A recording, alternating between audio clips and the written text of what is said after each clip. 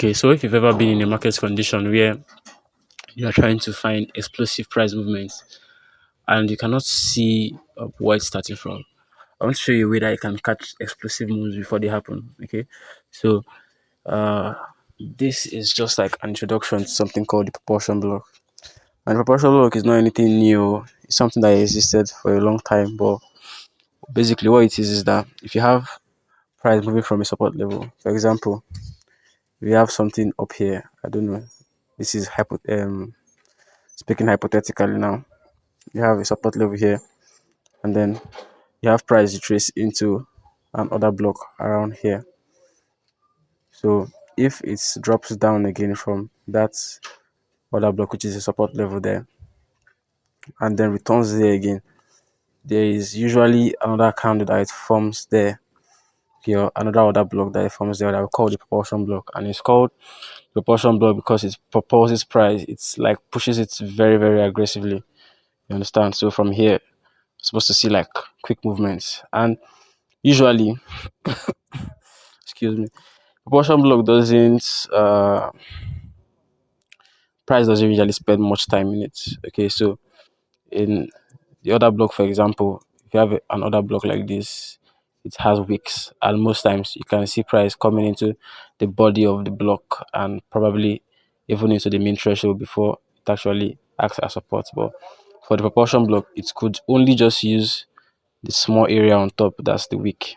Okay, and from there you see dynamic movements. Okay, so now to recap, this is your support level here. Okay, so that you get the concepts, and then from that support level, price would form another block. Okay, and anytime price returns to the other block, it will act as a resistance here. And when price comes back there, and when price hits that resistance and falls away, there will be another other block there that we call the proportion block, and this proportion block there is what usually has or shows dynamic movement away from it. Okay, it shows dynamic movement away from it like this, very very fast, very very sharp. So let's see these examples that I've drawn on the chart here.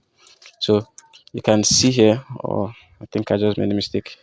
Okay, yeah, so let's check out some examples on the chart. You can see in this example here, this 1 2 3 candles are another block. You can see the price coming up and then hitting it and then moving away. And then so once the price hits the other block the first time, it forms another other block here. You can see the last up candle before this one drops like this. That's the proportion block. So usually what we notice is that the price is just going to react within this wick area here, within this wick, and it's going to fall from there.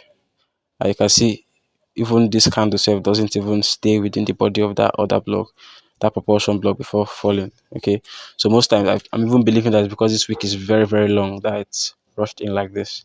Okay, so you can now see how quick the price movement is away from there. You can see how it's sharp. Now look at this second example here. You have the other block here. Okay, I marked it with this line and make it thicker so that you can see it clearly. So we have this one here, and the price trades away from it, forms this second one, which is the proportion block.